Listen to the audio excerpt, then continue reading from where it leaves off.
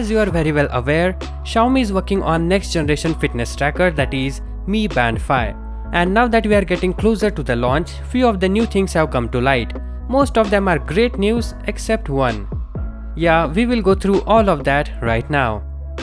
First, let's begin with the good ones. Xiaomi is likely to add SpO2 detection that checks the blood oxygen saturation. Now this is not a new thing, we have already seen this feature in other smart bands, but it's good to have this feature on board. One question that has been asked a lot in my previous Mi Band 5 videos is that, will it support any kind of assistant? Well, here is your answer. The smart band will have AI assistant support, specifically Amazon's Alexa. But do note that it can't speak to you, as this band won't have speaker built in, but you do get replies in text format. And Alexa is a much better pick for a global release as it already understands 8 languages. On previous generation model sold in China, it already had assistant, but that only worked with the Chinese speaking Xiao AI. Anyways, moving on, the Mi Band 5 will have a personal activity intelligence, that is PAI. This feature will essentially show users how much activity is required to stay healthy, and the band will make such suggestions based on the user's heart rate data. Really a handy feature to have.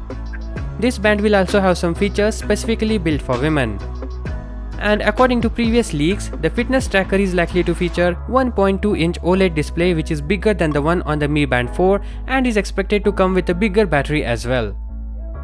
Now for the bad news, earlier leaks pointed out that this band will get NFC support globally, but as it turns out, this feature is limited to only the Chinese market.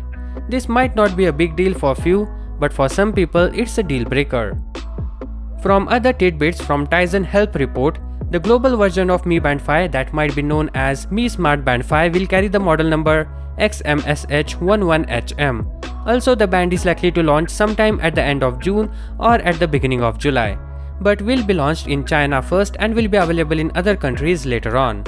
So that's it for today, hope you enjoyed it, catch you guys in the next one, peace out.